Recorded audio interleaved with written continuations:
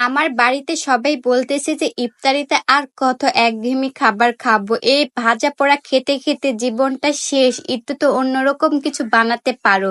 তো আমি তখন ভাবলাম যে অন্যরকম কি বানানো যাবে, তো দেখলাম যে একটা বড় ডাব নিয়ে এসে আমাদের বাড়িতে, তো ভাবলাম যে এই ডাব দিয়ে আজকে মজাদার একটি পুডিং বানাবো, যেটা খেলে একদম ঠান্ডা ঠান্ডা ইফতারিতে মন প্রাণ জুড়ে যাবে। তো আসসালামু আলাইকুম এভরিওয়ান, কেমন আছেন? আশা করি সবাই অনেক ভালো আছেন। তো চলেন আজকে আমার এই রেসিপিটা দেখা যাক। তো প্রথমে একটি বড় ডাব নিয়েছি, তো ভাবছিলাম যে ডাবের মধ্যে বেশি মনে হয় যে পোড়ালা আঁশ থাকবে, কিন্তু কপালটাই খারাপ, আঁশ ছিল হলো অল্প। তো এদিকে ডাব থেকে পানি বের করে নিলাম, আর অল্প যেগুলো আঁশ ছিল সেগুলো কিন্তু টুকরো টুকরো করে কেটে নিলাম ছাড়িয়ে। ডাবের ভিতর থেকে আঁশ ছাড়িয়ে তারপরে আমি সুন্দর করে টুকরো টুকরো করে কেটে নিলাম। তারপরে একটা প্যান নিয়েছি, প্যানে দিয়েছি 1 কাপ পরিমাণ দুধ, দুধের সঙ্গে দিয়েছি 1 চামচ পরিমাণ আগার আগার পাউডার। অবশ্যই দুধ জাল করার আগেই কিন্তু আগার আগার পাউডারটা দিতে হবে, না ছাড়া কিন্তু একদম দলা দলা পেকে যাবে, তাহলে কিন্তু এই পুডিংটা ভালো হবে না।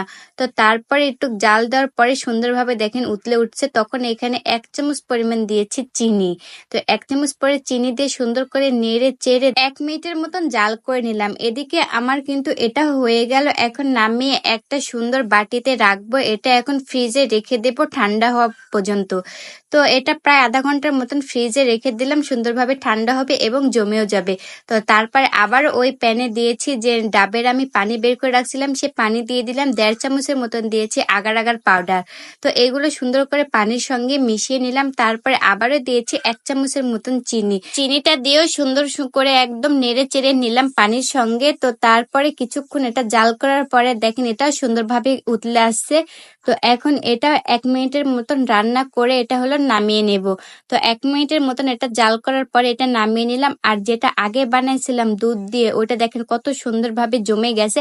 এখন এটা ছুরির সাহায্যে একদম টুকরো টুকরো করে কেটে নিব, চাইলে এখানে আপনারা ডিজাইন করতে পারেন, তো আমি ভাবলাম যে এভাবে টুকরো টুকরো করে কাটি তাহলে এটাই ভালো হবে। তো দেখেন কত সুন্দর হয়ে একদম জমে গেছে। তো তারপরে একটা মাটির বাটি নিলাম, এটাতে আমি এই পুডিংটা জমাতে দিব। তারপরে আমি সেই পাত্রতে সবগুলো ডাবের পানি ঢেলে নিলাম, আর আগে আমি কিন্তু ডাবের আঁশগুলো টুকরো টুকরো করে কেটে নিয়েছিলাম, সেগুলো আপনারা দেখছেন, এগুলো আমি দিয়ে দিলাম। তারপরে দুধ দিয়ে যে পুডিং বানাইছিলাম সেটাও এখন আমি এখানে দিয়ে দিলাম। তো দিয়ে এখন সুন্দর করে সাজিয়ে আমি এটা ফ্রিজে রেখে দেব প্রায় 1 ঘন্টার মতন।